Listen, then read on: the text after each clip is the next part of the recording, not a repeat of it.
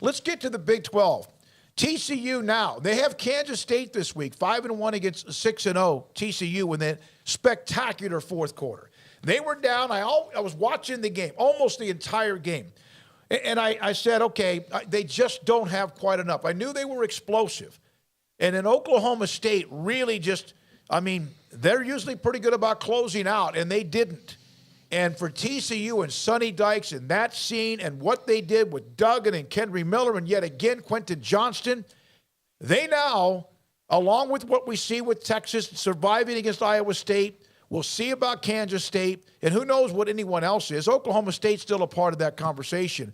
That was impressive for TCU. Yeah, it was. And Oklahoma State did something I didn't really think was their bag in that they ran out of gas. Or they were stuck in neutral, whatever, analogy you want to use, but they, Spencer Sanders wasn't really effective in the running game. You could tell that this was a game where, especially late, they started to miss the fact that they didn't have like a true big play wide receiver, like a guy, all right, I just need to throw a ball up and you need to go be super athletic and go get it. And it just, something that, especially that fourth quarter, it just felt to me like they were kind of done and running on fumes. Did it feel like he was hurt? Yeah. Because that's what's going on, Paul. He's hurt. That's what it is. Spencer Sanders isn't 100%, and I think you already see the line for the Texas game moving in the Longhorns' favor because people know he's hurt. And that's what, the big question mark is right now is to what extent. Because he's clearly banged up, but to what degree, I don't think anybody's quite sure just yet. It was certainly a talking point on Saturday.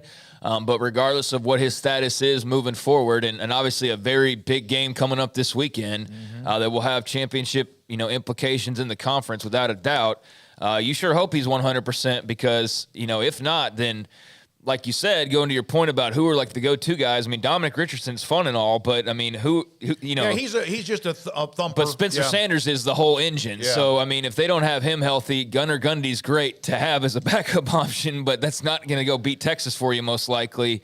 But yeah, that's a story to monitor the remainder of the week. As far as the game itself goes, just a crushing loss for Oklahoma State. Their fans, at least a segment of them, have been very vocal about where's the respect, and it's like, can we just get to the halfway point first and let's just watch you? And that's been my thing is like, hey, I think Oklahoma State's good, but my whole, patience as far as, declaring them this or that is just seeing like, I want to see a bit more. That's all. I saw you play Baylor. It was a really impressive win, but I also saw, some parts of that game where I don't know how much of it was you and how much of it was the opponent. And so I just want to see a little bit more of you to know how good you are. And, I think that first part of the game, you thought, okay, Oklahoma State's the real freaking deal, man. Like, they're going to go win the conference or, they're going to go play for it again.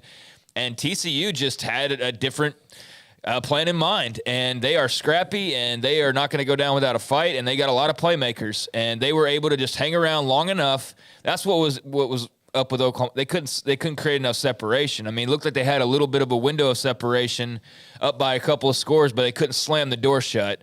And they left it open just enough that, you connect with a Quentin Johnston and Max Duggan's doing his thing and the running game gets going and you just get a couple stops and, there was TCU right there. And, just a lot of credit to Sonny Dykes. They seem to be kind of like Baylor last year or whoever you want to, compare them to as far as kind of the improbable team that's right there thick in the mix.